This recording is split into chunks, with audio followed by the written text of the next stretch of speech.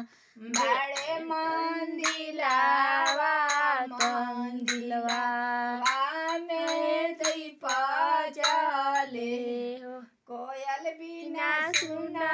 बाड़े बगिया पलक बिना आंगन हो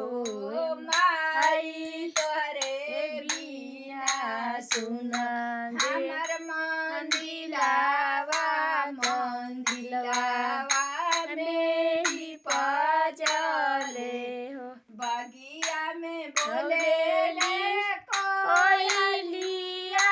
तो देखत सुहावन लागे हो मैया गाना में खेलेला बालकावाया गनवा हमारो